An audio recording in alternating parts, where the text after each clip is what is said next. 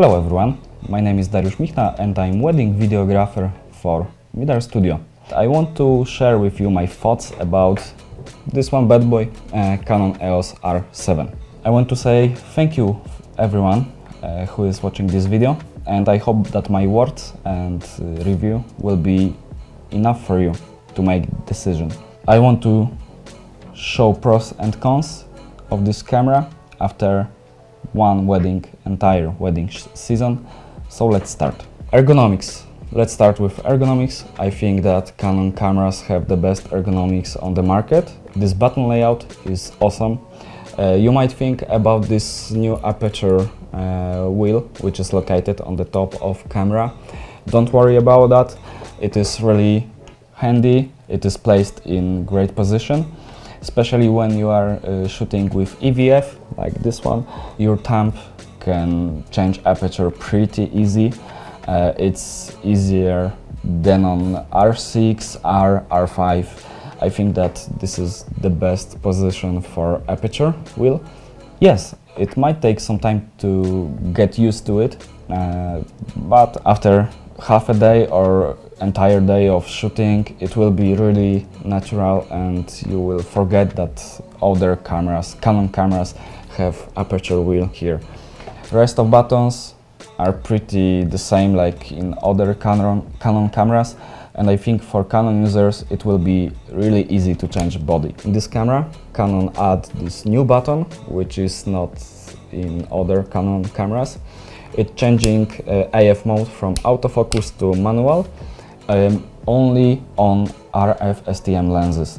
So if you are using most of the time STM RF lenses, you will use this button really often. But I have only one STM RF lens. Sometimes I use it, but it's not pretty good placed. If you are shooting handheld, it might get better of using that, but I personally don't use it. This feature is really great because on old cameras, Canon cameras, you didn't have that. So you needed to change one button, which was turning off electronical autofocus on STM lenses. For example, on my Canon R camera, I have this button, which is set to turning off this autofocus, and on Canon R, most of churches of wedding ceremony, I was shooting on this 50mm, and my thumb after church really hurts because turning off electronical autofocus was working only when this button was pressed. So entire wedding ceremony I needed to have pressed that button. You might think why I was not using autofocus. Okay, I could use, but I don't know, my style in wedding ceremony is to use mostly manual focus, especially change focus from a couple to other people. Let's back to R7 and talk about autofocus. Yes, I am using autofocus in video, and yes, I am using this maybe 70 to 80% of wedding, mostly on preparations, church. On wedding party I don't use it much because I'm changing to other lens, ultra wide lens, but most of time I have autofocus turned on. And what can I say? It's spectacular, it's pretty fast even on third-party lenses. It's not that you need to have RF lenses, it works great with Sigma 18 to 35 f1.8, which is shooting right now. On Canon lenses, old Canon lenses, EF lenses, it works pretty great too. On Tokina lens, it is awesome. So what can I say more? For me and my usage, autofocus is practically right. Maybe in hard scenarios, like ISO 6400, and it is still dark for this camera. This autofocus is not that fast, but it's accurate if it recognizes your target. I thought that this entire wedding season I will shoot on Lumix S5 Mark II, where Panasonic is talking that they have PDAF, autofocus, and most reviews were saying that it's better autofocus than Canon, even than Canon R5. I was watching reviews like that, but to be honest, this autofocus in Panasonic just sucks. Yeah, I need to say that it sucks a lot. This autofocus in R7 is really awesome. Some people on Reddit or video forums, Facebook, say that this autofocus is from R3. I can't say that because I do not have R3 and I cannot compare it at all.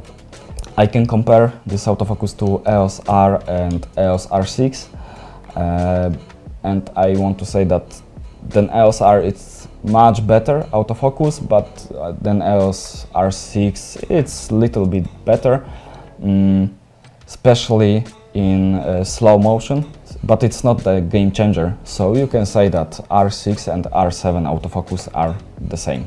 This R7 IBIS works okay, but if you are shooting mostly handheld and on, I don't know, 70mm or more, it might be really difficult to get any stable shots. This stabilization is pretty special. You need to learn how it works, because when you start shooting handheld or even on monopod, at start it is shaky, but after some 2 or 3 seconds the IBIS start working and it is stable, but not as stable as Lumix cameras. I don't know how Sony IBIS works because I don't have Sony camera, but I can compare it to this S5 Mark II and it's a lot worse IBIS. If you have monopod or tripod, yeah, just use it. It's not like don't use it at all, but you need to learn this IBIS and you need to know what you can get and how you can get the effect what you want. This IBIS is great on gimbal. On the DJI Ronin, which I'm using, it's really awesome.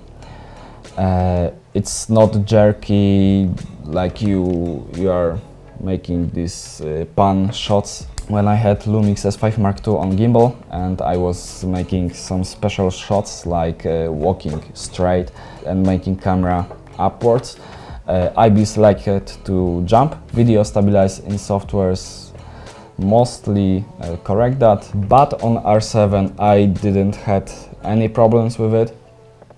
I could get any shots which I want.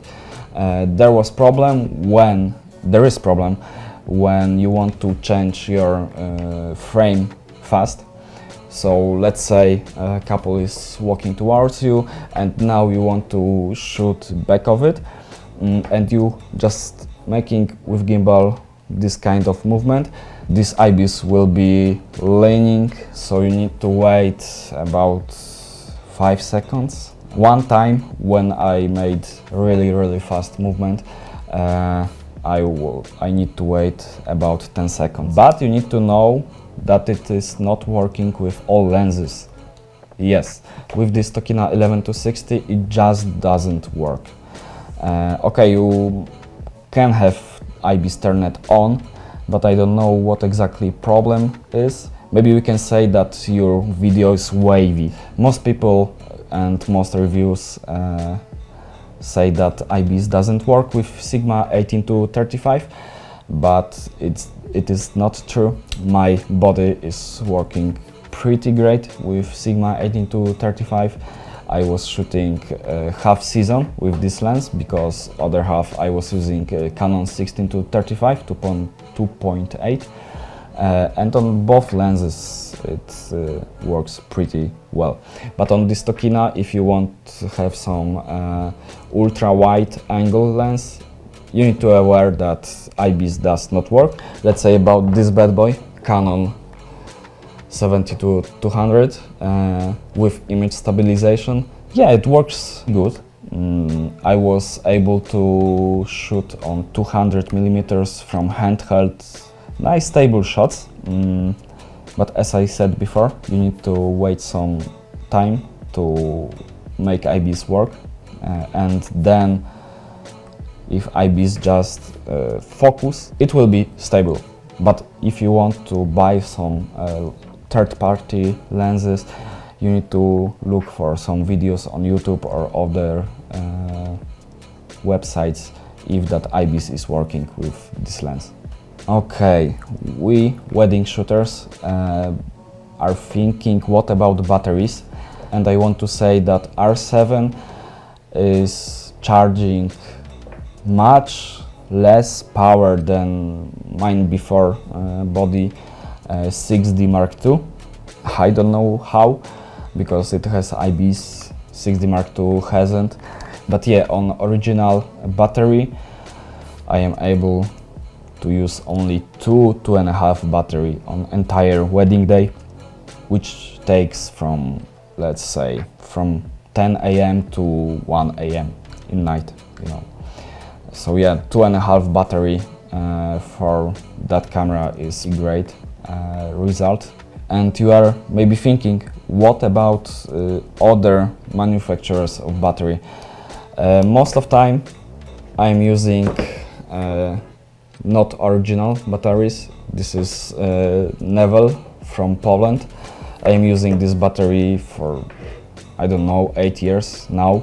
Not this exactly battery, but batteries for Canon, and it works. Yeah, it works pretty well, but sometimes when you are changing battery, you might see notification on a screen that it is not original battery and it is asking if you want to use it.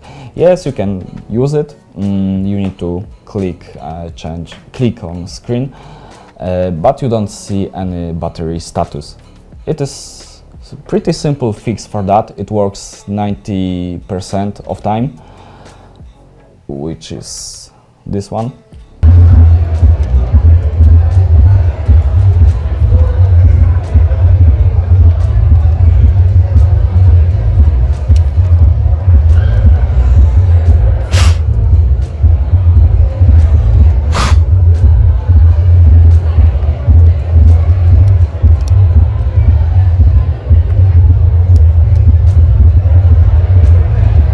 Yeah, that's it. You need to blow air on battery and inside body, and it just works. I don't know how, but it just works. These notifications sometimes pop up when you want to insert original battery too, so it's not only on third-party batteries, but on original it is showing too. But this camera works on third-party batteries, and it's great for us, because we know how expensive new Canon batteries are, so yeah, we don't want to spend a lot of money on batteries. If you are new user of Canon system, or you can change from other system to Canon system, or you just want to start your photography journey with Canon RF system, you need to know that this system is really expensive.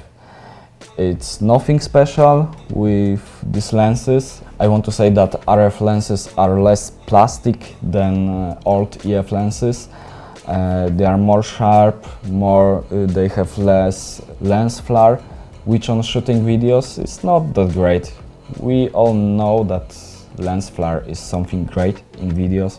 Maybe, yeah, in photos it is not great, but in videos we all love lens flares. If you want to change for this system, or you want to start journey with this system, I do not recommend starting with RF lenses. Maybe you have a lot of money, so yeah, you can buy whatever you want, but yeah, this system is really expensive.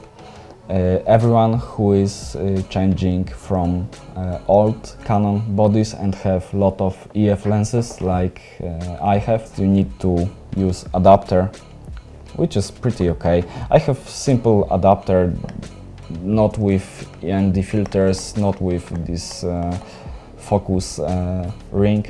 It's just normal adapter and it works. I didn't have any problems with it. It works every time, so you don't need to be scared of it. Okay, I'm saying that you don't need to be afraid of it, but you know, it's electronic, so if something works for me, might not work for you. If you have some bad piece of equipment or something, it might get you in trouble. So yeah, you need to have it behind your head. What about audio? For me it's great. I don't use any external microphones. I use only internal microphones, and for me it is awesome. The great thing is that you can set audio levels to auto, and for someone like me, solo shooter, when you need to shoot entire church, wedding ceremony, and you need to record audio as well, it is a great option. On Lumix S5 Mark II, it didn't have that, so when priest was reading, I need to change settings on Sennheiser. When someone was singing, I need to go back to S5 Mark II and change levels. So it was really not practical for me, but on Canon it is pretty simple. I just put microphone on speaker, turn record on, and it just works. As I said before, internal microphone is pretty awesome. Here you have some examples from wedding parties or at any wedding moment.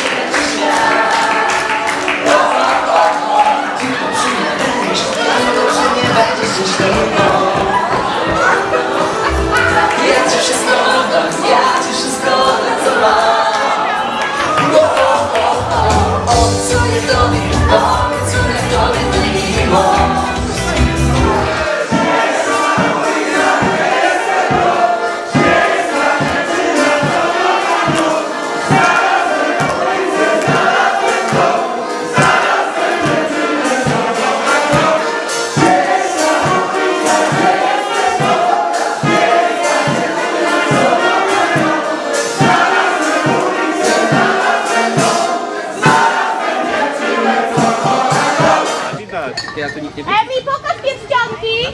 Bliżej troszkę! Troszkę bliżej! Chodź, zapraszamy tu bliżej! Ej, ale chodź zielona! No wiemy, że to ona! Taka dobra jest! No to siup!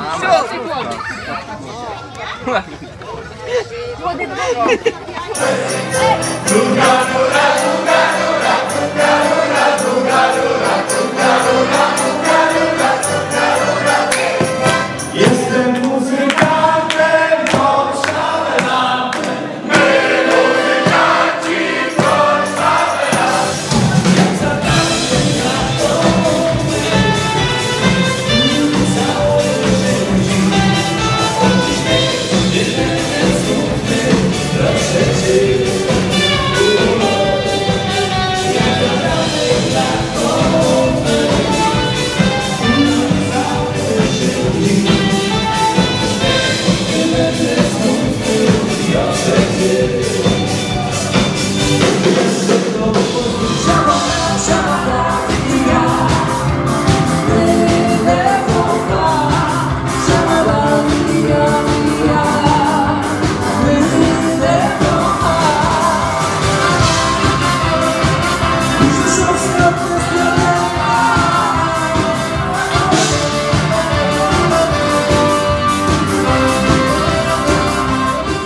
All of my weddings are recorded with internal microphone, and no one have any problems with that. Picture quality is great in this camera. Full HD for me is awesome. But if you are experienced user, you know that it is not as sharp as Sony cameras from body. But let's say we have 21st century. Every experienced video editor will get fixed that by just sharpening in post-production. So you might have similar results. About 4K, I didn't shoot 4K as much as Full HD. But it's okay. This material is shooted in 4K fine quality, which is downsampled from 6.2 or something like that to 4K. So it's the highest quality, the highest 4K quality in this camera. Okay, let's talk about some features which this camera have. First of it is timecode, which is really great. It is game changer for me. What about timecode? You know, if you are shooting traditional wedding videos, which need to have 40 to 90 minutes, you need to know how much you record. Timecode is showing you in minutes or hours how much you record. So for me, it is really game changer, because on old 6D Mark II, I was counting clips and minutes. Then I knew if I have enough material for this movie or I need to shoot more. So timecode is pretty awesome for me. On this camera you have feature like 4K crop, which crops your sensor even more. And you know, this is aps-c sensor with 1.6 crop. And if you change to 4K crop, it crops even more. So you can shoot entire wedding with just only one lens. For example, this Sigma 18-35, it is one lens to go. Slow-mo feature, yes, it have it. In Full HD it can get 100 FPS or 120 FPS. Quality is pretty good. It's even better than Lumix camera, really. On Lumix cameras S5 Mark II, the quality is really poor. In 4K you have only 50p, you don't have 100 FPS, but I think it's just enough for that price range which this camera have. You don't need more. With new AI you can upscale this slow-mo Full HD footage to 4K resolution, and no one will notice the difference. ISO. What about ISO? For me, the max ISO which I can use on this camera is 6400. You can go to 8000, but it is noisy. Maybe some noise reduction in DaVinci Resolve or Neat Video can fix that, but I didn't try it. So you need to know that 6400 is max. For 4K crop mode, it is only 1600 ISO because it crops image on sensor. It is pretty low, but on most churches it passed the exam for me. Maybe on wedding parties I am not using 4K crop because of that ISO. On entire wedding season I didn't saw any overheating info on screen. This camera tolerates heat well, I would say. For example, on one wedding we had about 35 or 37 Celsius degree, and there was a lot of action in front of bride's house. And we were shooting for this R7, and second shooter was shooting on R6, and R6 overheats after 12 minutes in Full HD 50p. R6 overheats, and my second shooter needed to go for other camera, but R7 was recording everything fine. So yeah, overheating, you don't need to be aware of it with this camera. In 4K I didn't saw any overheating, but I was using 4K only inside buildings, so for me this camera does not overheat. Many of you might ask about cards. I am using these Extreme Pro SanDisk cards, UHS-1 of course, because they are cheap. Canon is saying that you need to use UHS-2 cards, but it's not true. You can use UHS-1 cards, but you know, you need to use Extreme Pro because it has 200 megabits per second transfer, and it is enough for 4K 50p, Full HD 100 FPS or any other resolution on that camera. I didn't have any freezing with these cards. I didn't have any info that cards are too slow. I always shoot weddings on both cards, so I can have backup. So yeah, this is end of this review. I hope that you find what you were looking for. If not, just ask me in the comments and I try to answer you if I know the answer or fix. And if you want to see more videos with R7, for example with autofocus performance or IBIS performance with these lenses, just let me know. I will try to record it for you. And yeah, don't forget to hit like and subscribe button. It will help us in future. See you in next movies.